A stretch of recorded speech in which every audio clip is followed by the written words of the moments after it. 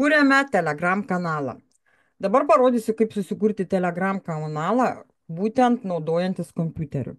Kompiuteriu mes galim naudotis Telegramu dviejais būdais. Tai yra web versija ir atsisiųsti patį Telegram kanalą, programėlę, Telegramo apsą į savo kompiuterį.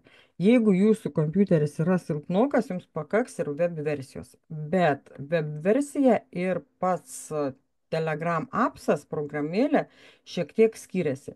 Ir jeigu jūs, pavyzdžiui, norėsit atsisiųsti informaciją iš savo konkurentų Telegram kanalų, naudotis tą informaciją, pavyzdžiui, rašyti postus, kurti postus su ChatGPT pagalba, jums reikės Telegram programėlės. Taigi, atsivertus Telegramą, dabar jūs matote atverstą mano Telegramą, mūsų būtent grupę, kairėje pusėje matot trys brūkšniukai. Spaudžiam ant tų trijų brūkšnelių ir mes iš karto matom Sazdat grupų. Pas mane Telegramas pasirodo rusiškas.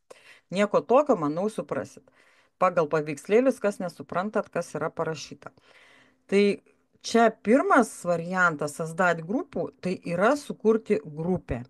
Renkamės antrą variantą, čia antrą tą nuorodą, Sazdat kanalą, sukurti kanalą. Paspaudus mums atsidaro langelis, kuriame mes turime parašyti kanalo pavadinimą. Jį bet kada galima keisti, tai parašom psichologija, pavyzdžiui. Čia pasirenkam nuotrauką arba pasirenkam emocijų. Pas jūs greičiausiai bus mažesnis pasirinkimas, nes pas mane yra mokamas telegramas, tai bus mažesnis pasirinkimas tų emocijų. Bet jūs galite, aišku, jeigu jūs kūrėte kanalą savo kaip ekspertui, tai būtinai įdėkit savo nuotrauką. Čia galite pajungti kamerą ir nusifotografuoti arba įkelti failą. O čia pasirenkam emociją.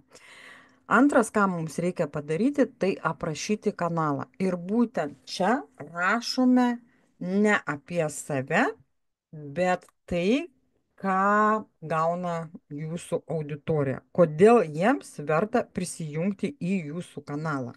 Pavyzdžiui, kuriu, kaip pas mane ten parašyta, aš nebeatsimenu, jį bet kada galėsit keisti ir jie keičiasi pastoviai, vis tobulėjat, vis atsiranda naujų minčių, perrašinėm ir perrašinėm. Padedu strategijas ir čia kažką toliau, ne? Ir viskas. Sazdat, sukurti. Čia atsiveria sekantis langelis, publični kanal, tai yra kanalas, kurį mato visi žmonės. Ir čia galima padaryti, kad nematytų niekas, tik tais tie žmonės, kurie yra jūsų kanale. Na, privatus kanalas. Dabar aš kuriu privatų kanalą, nes man jis kaip ir nereikalingas, kad kažkas atrastų, tai yra kaip pavyzdys, bet jūs naudokite visiems prieinamą kanalą. Ir pavyzdžiui, jeigu privatus kanalas, jisai iš karto padaro nuorodą, ne, į tą kanalą. Jeigu visiems prieinamas kanalas, jis prašo, kad jūs parašytumėt čia nuorodą. Tai pavyzdžiui, jeigu aš pasirašiau psichologija, aš galiu kažką panašaus ir nuorodą sukurti, nuorodos pavadinimą su panašiu pavadinimu. Pavyzdžiui, aišku, jeigu jūs kaip ekspertas vesit, aš visiems rekomenduoju savo vardą, gali būti kanalas ir vardas jūsų pavardė, arba pavyzdžiui, Erika psichologija. Vat, jeigu žalias, viskas tvarkoj, vadinasi tinka. Jeigu bus raudonas, vadinasi tokia nuoroda jau yra ir jums reikia sukurti kitą. Ir išsaugom. Čia iš karto mums siūlo, mes galime pridėti kažkokių draugų. Va, Aistė pasitaikė, pirmą Aistę ir prideda. Bet nebūtina jos pridėti. Galima be sekėjų, sakykime, be narių kurti ir toliau kanalą. O mūsų kanalas yra jau sukurtas ir dabar mes jį jau galim naudoti. Dar ką noriu parekomenduoti iš karto, kad jūs savo kanale, matot, čia apačioje yra varpelis. Paspaudžiat ir jisai užtildomas, ane, kad jūsų postai netrukdytų kitiems žmonėms, kurie, pavyzdžiui, miega. Visi postai į jūsų kanalą eis be garso. Nebus to pipsėjimo, ane, pranešimo, kad kažkas parašyta pip pip kanale, nes žmonės kartais nemoka atjungti, ane, nutildyti ten tų notifikacijų ir jiems pypsi pypsi ir jie palieka kanalą vien dėl to pypsėjimo. Jeigu jūs ten aktyviai, ne, kažką veikiat ir jeigu ten komentarus rašo, auditorija aktyvi, kaip pas Aušrą ten 1000 bus narių, tai tikrai aš rekomenduoju visiems užtildyti, ne? Čia iš karto automatiškai ta nuotrauka išsisaugo, kurią mes išsaugojam, bet mes galim vat, ją paimti ir ištrinti, ne? Ir kanalas sukurtas, rodo čia tokią dieną, ne? Niekada neištrinkit senų savo kanalų, netgi jeigu jūs jų ir dabar nebenaudojat. Kuo senesnis kanalas, kuo seniau sukurtas, tuo yra geriau. Ką aš dar rekomenduoju iš karto pasidaryti, tai kad supraskit, jūsų Telegram yra surištas su jūsų telefonu. Ir aš iš vis rekomenduoju pasidaryti, galbūt parodysiu mūsų susitikimo metu, bet išsiimti iš vis kortelę, kitą telefono, kurią galit naudotis, arba ten yra vyras ant vyro kortelės, bet aišku, aš tai rekomenduoju turėti visoms savo, ant kurio mes pririštumėm kitą profilį, pasidarytumėt kitą profilį Telegramo ir tam profiliui atiduotumėt visus savo kanalus, kuriuose dirbate, grupės, kuriuose dirbat, nes jeigu nulauš jūsų profilį, su jūsų profiliu dings visi kanalai ir visa informacija. Mano viena mentorių prarado taip visą savo informaciją, visus savo mokymus, prarado visus savo kanalus, nes Telegram profilis yra surištas su jūsų, vat visais, matot, mano čia asmeninis, kur yra pažymėta, čia mano visi kanalai.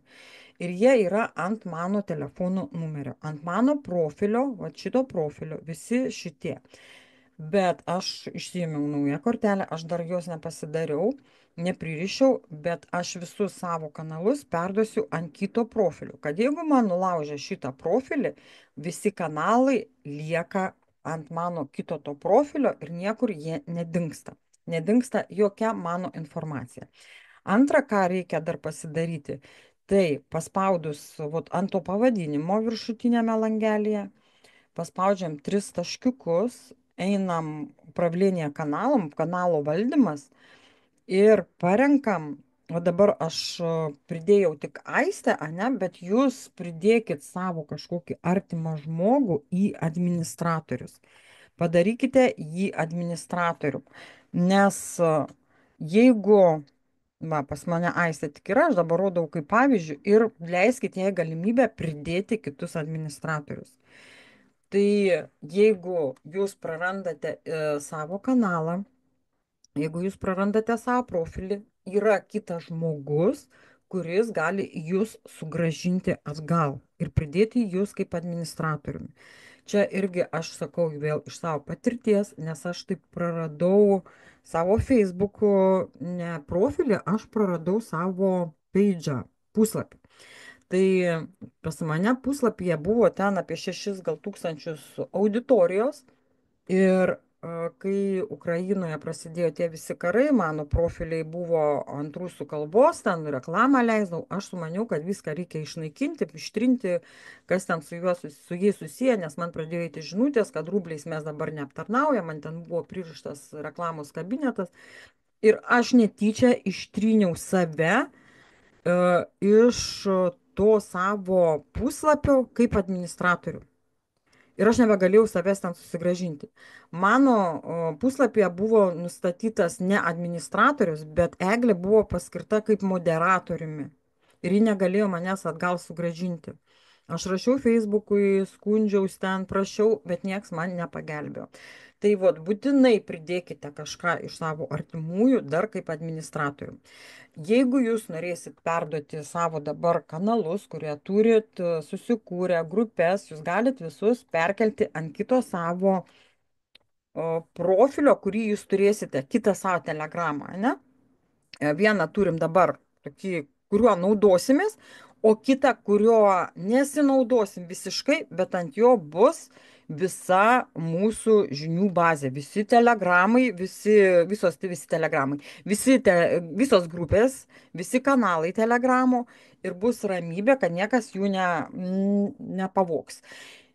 Tik aišku, reikia žiūrėti, kad ta kortelė būtų galiojanti. Jos mes nenaudosim, viskas tvarkoj, ten ji gali būti netgi ir nepapildyta, bet esmė tame, kad žinau, kas kažkiek laiko papildyti reikia kortelę arba kitaip ji tampa negaliojančia. Tai kad nepraleisti to laiko ir ta kortelė dar vis galiotų. Aišku, reikės ten investicijų, kažkiek, nežinau, 5 svarai gal metams ar kažkiek reikės investuoti į tai.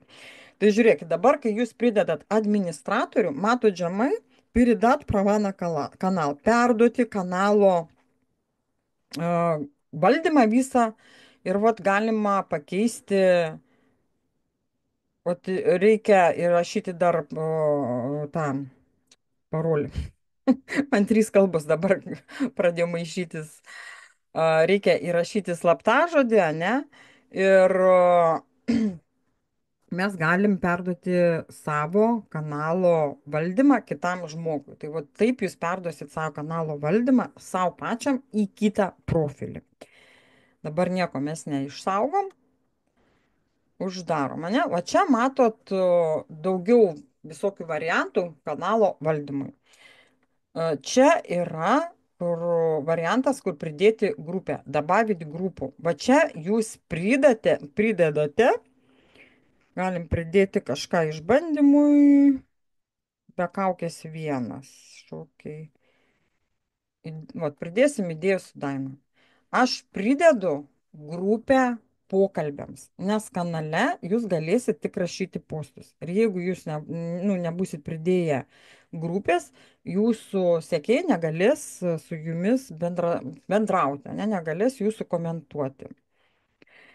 Подписывать сообщения, pasirašyti tuos, kaip čia pasakyti, dabar neturiu tokio kaip ir pavyzdžio, ką parodyti, bet manau, gal vėliau pasiaiškinsim. Čia, kai kiekvieną jūsų parašytą postą, jūs pasirašot savo to pavadinimu, kas yra čia parašyta, ne? Pavyzdžiui, Erika, Kaučeris ten ar toks ir toks, ir po kiekvienų postų pasirašo. Nerekomenduoju to daryti, nes per tai gali nulaužti jūsų kanalą, žino, kas čia veda. Geriausia rašyti iš savo profilio, ne? Nu, galbūt čia toks dalykas jums dabar ir nelabai aiškus, jis nelabai galbūt ir šiuo metu aktualus. Ką dabar dar rekomenduoju pasidaryti, ypač tiems, kurie ves kanalų savo dėl reklamos ir kursi daug kanalų, tai eiti, kur yra reakcijos. Aš dabar grįžau atgal, kad parodyčiau vėl iš naujo, ne? 3 taškiukai. Управление каналом, valdymas kanalo, einam, kur yra reakcijos ir čia išsirenkam, kokias reakcijas mes norim matyti. Išmetam visus kakulius, ne, tuos vemiančius veidukus, pykstančius veidukus. Išimam viską, kas mums yra neaktualu. Nežiūrėkit, jeigu jūs leisit reklamą, ir jūsų ten sekėjai komentuos ant tos reklamos piktais veidukais, tai iš jūsų niekas nenorės pirkti reklamos. Todėl išimam visus veidukus, kurie yra jums nenaudingi ir neaktualūs. O tai paprasčiausiai imam ir trinam, matot? Ir kiek galima reakcijų uždėti ant vienos publikacijos. O kiek nori darot, galit 11, ne? Galima įjungti ir mokamas reakcijas. Išsaugoti. Čia yra sekėjai, spaudžiam ir jūs čia jau galit pridėti kažkokius savo sekėjus, vat iš savo sąrašo, ką turit, visus jūs jau galit pridėti. Vat, spaudžiat paprasčiausiai, kad kitų svetimų nepridėčiau, nes mane pradėt gali paskui blokuoti. Daivutė va dar yra, Daina, vat, matot, čia yra, jūs galit pagal vardą rinktis, rašyti vardą ir jums išfiltruoja. Arba paprasčiausiai einat per sąrašą ir visus pridedat. Arba čia irgi matot, yra nuoroda, kur gali nusiųsti žmogui. Vat pridedam, uždarom, išsaugom. Vat jau 7 sekėjai čia yra naujame mano kanale. Čia yra nuoroda, kurią paspaudus irgi jūs nukopijuojat ir galit persiųsti kažkam. Persiunčiat ir pakviečiat į savo kanalą. Čia kaip ir yra tokia, va čia yra baziniai irgi nustatymai apačioj, ne tik tais, o čia, bet matosi ir čia. Ane? Jisai šiek tiek dabar yra jau pasikeitęs, atsinaujinęs, tas Instagramas, Telegramas. Ką čia dar jums parodyt? Va čia galima išsisaugoti istorijų archyvą. Eksportuoti istoriją čatų. Pridėti matot, kur esat, jūs irgi tikiuosi susikūrę tas papkutes, į kurias jūs galit pridėti. Na, vat, aš prisidedu iš karto į šį kanalą, į šią papkutę. Va. Viena, čia mano asmeniniai, su kuo susirašinėju. Čia yra mano visi kanalai, grupės ir panašiai. Čia yra mokymo. Na, daug yra pas mane tų kanalų. Ir tada, ką dar rekomenduočiau, pridėti TG statą. Dabar galvoju, ar dabar rodyt, ar vėliau.